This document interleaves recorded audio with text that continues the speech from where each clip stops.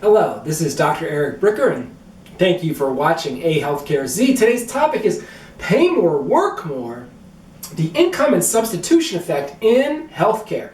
Now this topic is so important, I had to have two lines for the title, not just one. So today we're going to be talking about the economic concept of the income and the substitution effect. And like all economic concepts, it's pretty boring.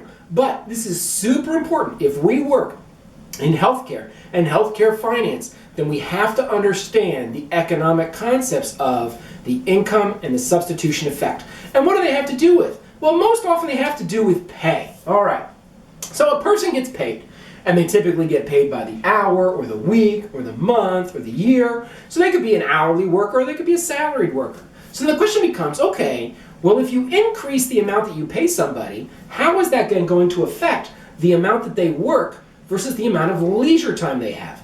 And in economics, because all economic models try to simplify things, they basically say, look, every person during their waking hours has essentially two choices. They can either be working to generate income, or they can have leisure time where they're not generating income. Now, of course, the leisure time includes like your chores and taking care of your family and all sorts of, so you're not necessarily like sitting next to the pool, but the point is that your time is split between two things, work and leisure. So if you change the amount you pay somebody, how is that going to impact their work and their leisure? So let's discuss that. So the first is the income effect. And the income effect says, look, if you pay somebody more, they're going to want to maintain the same income. So they're going to work less and they're going to spend more on leisure time. They're going to maintain the same income. Now, that's fine. That makes sense. Okay, you're like, okay, I'm not interested in making more money. So if you increase me from $10 an hour to $20 an hour, then instead of working 40 hours a week, maybe I'll just work 20 hours a week and I'll bring in the same income, right? That's the income effect. Okay, next up, the substitution effect, which says, look, if you pay somebody more, they're actually going to work more. Now, why is that? Okay, it's because of this thing called the opportunity cost, which is a concept that many of you are probably already familiar with. But all the opportunity cost is that the cost of something is measured in terms of how it compares to something else, the other opportunity. So in this case, when your pay goes up, that means that the opportunity cost for leisure also goes up. So in that same scenario, you go from paying somebody $10 an hour to $20 an hour. That means if they choose to not work for an hour, they're missing out on $20 instead of $10.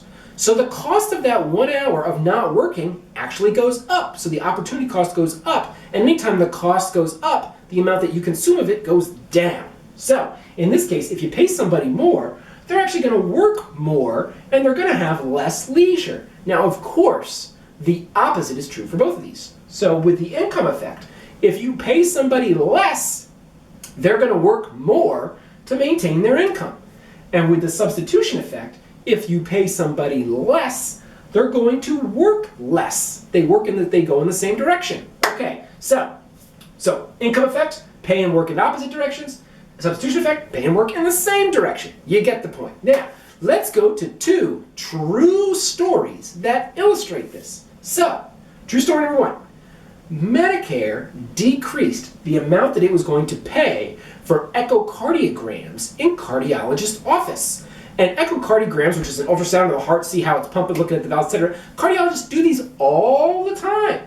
And so if you're going to decrease the amount that Medicare reimburses for echocardiograms, then the cardiologists are going to get paid less. And this happened to a cardiologist group that I'm an internist, but I worked a lot with this cardiology group. And guess what they did? The income effect dominated for this cardiology group. So they said, we're going to increase the number of visits, the number of patients per day that we're going to see by 20%. In other words, they used to see 20 patients a day, and now they started seeing 24 patients a day. So they started working more in order to maintain the same income. Aha! Medicare was trying to decrease their costs by decreasing the amount they paid per echocardiogram. But as we all know, one person's costs is another person's income. Therefore, if the cardiologist just increased their number of patient visits in order to maintain their income because of the income effect dominating, then Medicare didn't save any money, right? If the cardiologists kept their income the same, that means that Medicare was paying out the same, assuming that Medicare was accounting for 100% of their income. Of course, this is just a model, that's just an assumption, but you get the point. The point is that decreasing the cost of something doesn't necessarily save money if the income effect dominates. And those cardiologists obviously could actually fill the 24 spots, which of course they could. But that's another video for another day. Now, let's talk about when the substitution effect dominates. There's an actual radiology group that I'm familiar with, where, your typical radiologist, they can make upwards of $600,000 a year. They can make a lot of money, but you gotta be really busy. You gotta be sitting down looking at those MRIs and x-rays and CT scans for many hours a day. You gotta work nights, you gotta work weekends. You're putting in long hours to make that over $500,000 a year, $600,000 a year. So, there's another radiology group that was offering $400,000 a year. I mean, shoot, that is only 2/3 of what they could have been making. But they offered 16 weeks of vacation time as well. What's another word for 16 weeks? Almost 4 months of vacation. What's that called? A lot of vacation. So here, the radiologists, here the substitution effect dominated, right? Because in the substitution effect, we're saying, look, the pay goes down, so the work goes down, and the leisure goes up. The leisure went up to 16 weeks of vacation, and the work went down because the pay went down. So what's the point? The point is that as we're making decisions as to whether we're going to decrease pay or increase costs or decrease costs, the question is more stuff going to be done? Is more work going to be done? And the answer is that it depends.